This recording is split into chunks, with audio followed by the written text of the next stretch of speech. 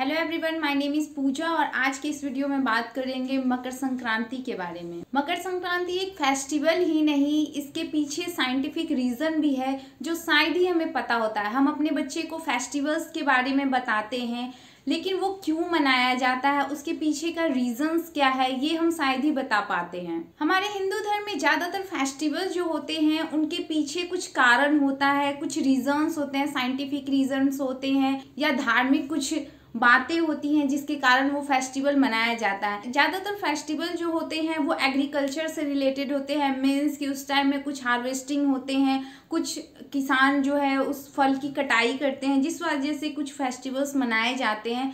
तो बात करते हैं मकर संक्रांति के पीछे क्या साइंटिफिक रीजन है और क्यों हम इसे सेलिब्रेट करते हैं।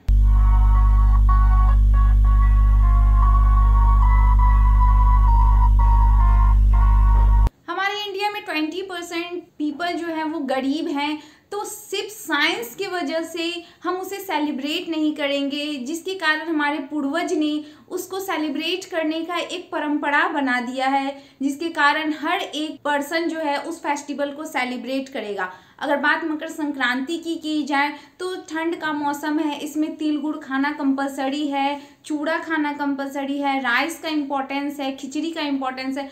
तो ये हर एक लोग जो है वो तभी सेलिब्रेट करेंगे जब उसमें कुछ कंपलसरी किया जाए। साथ ही साथ लोग हैं वो बहुत बिजी हो गए हैं, उस बिजी शेड्यूल से भी अगर फेस्टिवल के नाम पे उन्हें बोला जाए तो वो टाइम निकाल लेते हैं, लेकिन ऐसे उन्हें बोला जाए कि ये चीज खाना है तो उनके पास टाइम नहीं होता है। इसलिए भी फेस्टिवल को सेलिब्रेट करना हमारे पूर्वज ने कंपलसरी किया है। अब बात करते हैं मकर संक्रांति क्या होता है। मकर संक्रांति में सूर्य धनु राशि से मकर राशि में प्रवेश करते हैं और एक राशि से दूसरी राशि में प्रवेश करने को संक्रमण बोलते हैं। मीन्स धनु राशि से मकर राशि में गए इसलिए मकर, और संक्रमण को कहीं ना कहीं संक्रांति बोला जाता है, इसलिए इस फेस्टिवल को मकर संक्रांति कहा जाता है। मकर संक्रांति का रिलेशन 3 बातों से होती है, प्रकृति, ऋतु परिवर्तन और कृषि। मीन्स कि इस 3 कारणों के कारण हम मकर संक्रांति फेस्टिवल को सेलिब्रेट करते हैं। फर्स्ट, प्रकृति मीन्स सूर्य का एक राशि से दूसरी राशि में प्रवेश होना, मीन्स अंधकार से प्रकाश की तरफ जाना।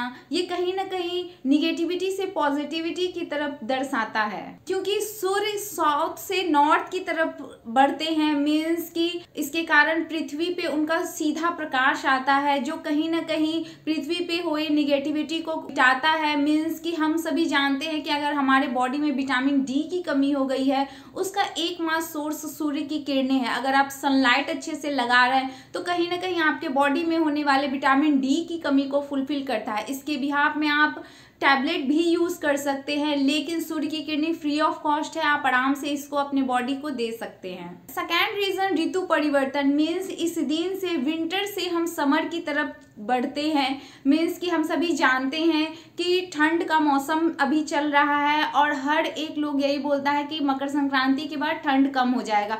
मीन्स कि ये कहीं ना कहीं ऋतु परिवर्तन को भी दर्शाता है। थर्ड, एग्रीकल्चर मीन्स कृषि। इस दिन को हम फेस्टिवल ऑफ हार्वेस्टिंग भी कह सकते हैं।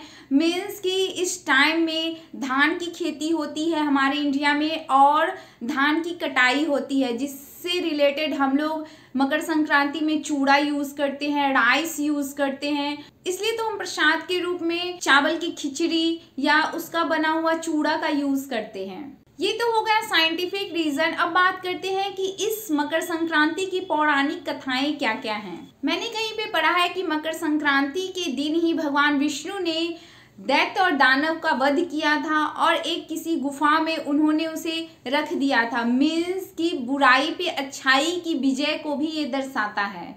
दूसरी धार्मिक बातें हैं जो महाभारत से रिलेटेड है। हम सभी जानते हैं कि भीष्म पितामह को इच्छा मृत्यु का वर प्राप्त था, तो उन्होंने मकर संक्रांति के ही दिन उन्होंने अपने प्राणों का त्याग किया था, क्योंकि उनका ये कहना था कि ये दिन जो है मकर संक्रांति ये पॉजिटिविटी का दिन है। मीन्स कि सूर्य की किरणें जो है जो पॉजिटिव फैला रही है उसमें उन्होंने अपने प्राणों को त्याग किया था। इसके अलावा भी कुछ कथाएं हो सकती है, जो मुझे पता था ये मैंने शेयर किया है। अब बात करते हैं मकर संक्रांति से रिलेटेड परंपराएं क्या है, क्या ऐसी बातें हैं जो कंपलसरी है और उसके पीछे का रीजंस क्या है। नंबर 1, इस दिन हमें बाथ लेना ज़रूरी होता है, नहाना ज़रूरी होता है। हम सभी जानते हैं कि ठंड के मौसम में बच्चे या बूढ़े लोग नहाना पसंद नहीं करते हैं और उनके लिए वो सूटेबल टाइम भी नहीं होता है, लेकिन मकर संक्रांति के दिन नहाना बहुत ही कंपलसरी होता है। बिना नहाए हम कुछ खा नहीं सकते हैं।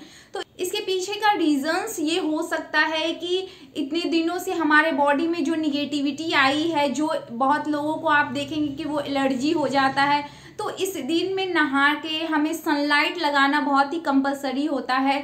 तो इस दिन नहाना इसलिए भी ज़रूरी है क्योंकि हमारे बॉडी में जो विटामिन डी की कमी हुई है वो आज वो फुलफिल हो सके।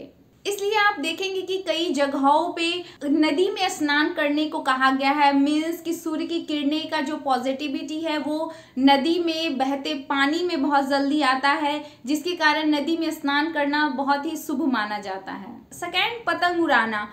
पतंग उड़ाने की परंपरा अब धीरे धीरे कम हो गई है, लेकिन फिर भी ये मान्यता है कि पतंग उड़ाना इस दिन शुभ होता है। इसके पीछे का रीजन ये हो सकता है कि इस दिन मौसम अच्छा होता है और प्रकृति से जुड़ने का एक बहुत ही अच्छा मौका होता है। मीन्स कि आप मॉर्निंग में बाथ लिए हैं और सनलाइट लगा रहे हैं, और इसमें आप ऐसे ही बैठे रहने से अच्छा है कि कुछ खेल खेला जाए। अभी मोबाइल का यूज़ करने लगते हैं लोग, लेकिन पहले के टाइम में पतंग उड़ाना हर लोग चाहते थे इस दिन। इसके साथ साथ हमारे शरीर को विटामिन डी भी मिलता है। थर्ड, खिचड़ी, तिल एंड गुड़ का सेवन करना। मीन्स कि इस दिन की परंपरा है कि इस दिन खिचड़ी खाना शुभ होता है। चाहे कोई सा भी दिन अगर मकर संक्रांति पड़ता है फिर भी हम खिचड़ी का यूज़ करते हैं।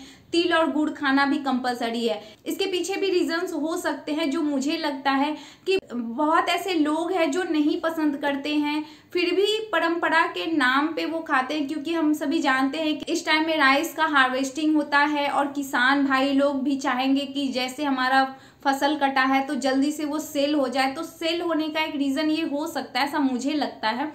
दूसरा रीज़न है कि खिचड़ी जो है वो सुपाच्य होता है। आप मॉर्निंग में तिल गुड़ का सेवन करते हैं, लेकिन नाइट में या आफ्टरनून में खिचड़ी खाने का कंपलसरी इसलिए भी किया गया है कि आपके बॉडी को ये अच्छे से डाइजेस्ट हो जाता है। ये एक अच्छा फूड माना जाता है। इसमें आप वेजिटेबल्स डालना कंपलसरी होता है, जो फाइबर रिच फूड में ये काउंट हो सकता है। तिल की अगर मैं बात करूँ तो ये बोन के लिए भी बहुत अच्छा है, और ठंड के टाइम में आप देखेंगे कि बहुत ऐसे लोग हैं जिनको बोन का प्रॉब्लम हो जाता है। बूढ़े लोग को अक्सर बोन में प्रॉब्लम होने लगता है, लेग पेन होने लगता है। तो ठंड के मौसम में भी तिल खाना इसलिए शुभ होता है कि कहीं ना कहीं वो आपके बोन को सपोर्ट करता है। तिल में गुड अमाउंट ऑफ कैल्शियम होता है और ठंड के मौसम में तिल और गुड़ खाना शुभ होता है, इसलिए कि वो आपके शरीर को गर्म भी रखता है। इसका वन मोर इम्पॉर्टेंट रीजन ये हो सकता है कि ऐसी परंपरा इसलिए बनाई गई है क्योंकि फसल की कटाई हुई है और किसान भी अपने अकॉर्डिंग उसे सेलिब्रेट कर सके। इस दिन आप देखेंगे कि बहुत जगह ऐसा भी बोला जाता है कि गुड़ गुड़ खाओ गुड़ गुड़ बोलो। मीन्स कि मीठा मीठा खाओ और मीठा मीठा बोलो। साल का स्टार्टिंग मंथ है, फर्स्ट फेस्टिवल है, तो इसलिए भी ये बोला जाता है कि अगर आप स्टार्टिंग मंथ में अगर मीठा बोलेंगे तो पूरे साल आप मीठा बोलते जाएंगे, ऐसा मुझे लगता है। इसके पीछे क्या रीजंस है ये तो मुझे नहीं पता। ये सिंपली बातें जो मैं बता रही हूँ ये इसलिए मैं बता रही हूँ कि प्रजना ने मुझसे क्वेश्चन पूछा था कि मकर संक्रांति क्या होता है, और मैंने सिंपल सा उसको आंसर किया। फिर मुझे लगा कि नहीं, इसके पीछे कोई ना कोई रीजंस जरूर होंगे। तो जैसा हम अपने बच्चे को सिर्फ फेस्टिवल्स के बारे में बताते, उसके रीजंस के बारे में नहीं बताते, लेकिन हमें पूरा स्टोरी बच्चे को बतानी चाहिए, जिसके कारण बच्चे हर एंगल से उस फेस्टिवल के इम्पोर्टेंस को समझेंगे। जैसा मैंने बताया है कि मकर संक्रांति के दिन तिल और गुड़ का इम्पोर्टेंस है, तो ये जो है मैंने घर में बनाया है। मैं इसलिए दिखा रही हूँ कि ये मैंने वैरायटी बनाई है। जैसे इसमें मैंने तिल और गुड़ का बनाया है, ये सिंपली तिल और गुड़ का है। इसके अलावा ये जो तिल का ही है, लेकिन इसको मैंने इसमें थोड़ा सा अदरक यानी जिंजर को ऐड किया हुआ है। इसमें तिल गुड़ और जिंजर ऐड है। और ये जो आइटम है इसको तिल का लड्डू ही बोलते हैं, लेकिन इसमें मैं रोस्टेड पीनट्स को ऐड की हूँ। आप देख सकते हैं इसमें हल्का हल्का कहीं पे पीनट। तो ये सिंपली क्या है, थोड़ा थोड़ा चेंज करने पे आपको स्वाद का अंतर आ जाता है। मीन्स कि तिल गुड़ है, थोड़ा सा और चेंज करना है तो उसमें हल्का सा जिंजर डाल दीजिए, या पीनट को रोस्ट करके डाल सकते हैं, या फिर आप पीनट्स जिंजर तिल गुड़ का भी कॉम्बिनेशन का बना सकते हैं। मैं ऐसा नहीं बनाई हूँ। इसके साथ साथ हमारे इधर ये मकर संक्रांति के दिन ही होता है। इसमें सिंपल पीनट्स को रोस्ट कर लिया जाता है और रोस्ट करके, या बहुत लोग फ्राइड भी कर लेते हैं, लेकिन मैं सिंपली रोस्ट करके उसको गुड़ की चाशनी बना के, थोड़ा सा ज़्यादा गुड़ इसमें पड़ता है, और फिर उसको आप फ्रीज कर सकते हैं। इसका अलग से प्रोसेस है, आपको यूट्यूब पे मिल जाएगा इसका वीडियो। तो ये सिंपली मैं मकर संक्रांति के लिए बनाई हूँ, जो मैं अपने घर में देती हूँ। जैसा कि मैं सब वीडियो में बताती भी हूँ कि प्रजना को मैं बाहर का मार्केट का कोई प्रोडक्ट नहीं देती हूँ, क्योंकि प्रजना वैसा खाना भी नहीं चाहती और मैं वैसे देती भी नहीं हूँ। तो ये सिंपली जो मैंने घर पे बनाया है प्रजना के लिए। So Prajna, can you tell me which one is your favourite? This one. Prajna को सारा पसंद है, आप देख सकते हैं, क्योंकि ये होममेड प्रोडक्ट है और ये खाती भी है। कभी कभी विंटर के अलावा मैं समर में भी ऐसा बनाती हूँ, क्योंकि प्रजना कभी कभी बोलती है कि मुझे खाने का मन हो गया है। मीठा मीठा खाइए, मीठा मीठा बोलिए। गुड।